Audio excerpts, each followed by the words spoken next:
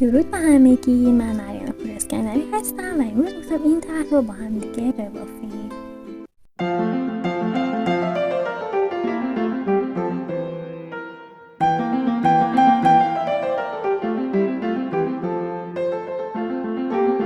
برای شروع زنجیره میزنیم و زنجیره هم باید مضرب عدد 8 باشه.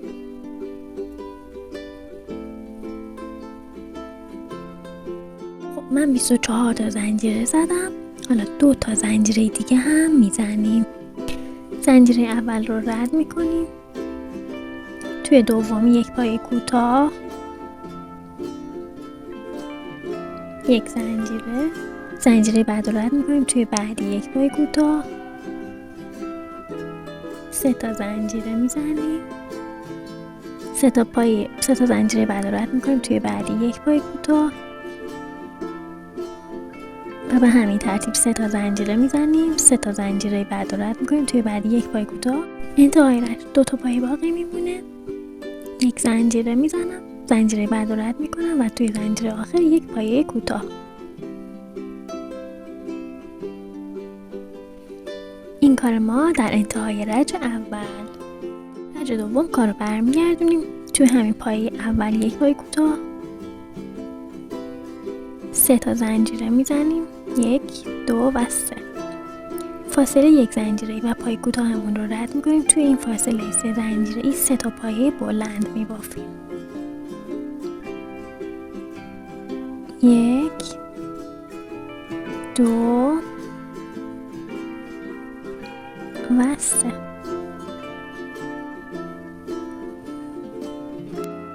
سه تا زنجیره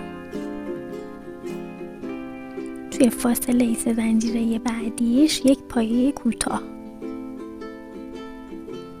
دوباره 3 تا زنجیره توی فاصله 3 زنجیره بعدی 3 تا پایه بلند، 1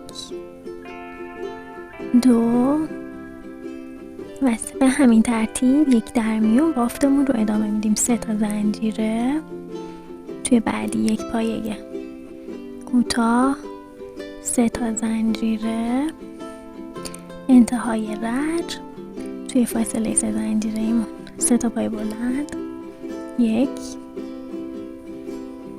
2 و 3 تا زنجیره توی پای کوتاه اولمون،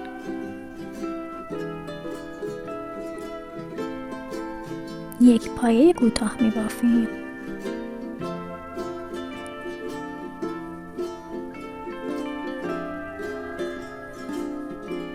این کار ما در انتهای رج دوم هستش.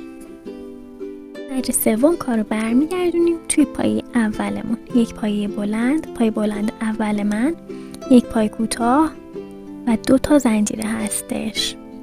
اگر ارتفاعش زیاد شد یک زنجیره بزنید. یک زنجیره دیگه هم میزنم برای فاصله 3 زنجیره‌ای. توی فاصله 3 زنجیره بعدی یک پای کوتاه، 3 تا زنجیره توی فاصله 3 زنجیره بعدی یک پای کوتاه، دوباره 3 تا زنجیره توی فاصله 3 زنجیره بعدی یک پای کوتاه،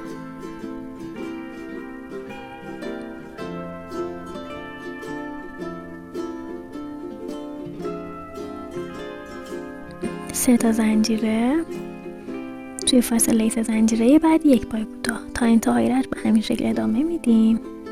دوباره 3 تا زنجیره توی فاصله بعدی یک پای کوتاه، 3 تا زنجیره توی فاصله 3 زنجیره بعدی یک پای کوتاه،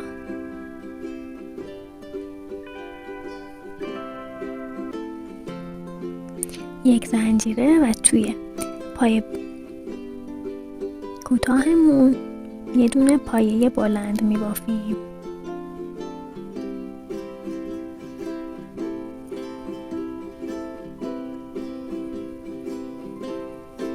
این کار ما در انتهای رج سوم هستش. رج 2 و 3 رو تکرار میکنیم تا به اندازه مورد نظرمون برسیم. خب اینم از نتیجه نهایی انتهای کار. همچین بافتی رو به ما میده.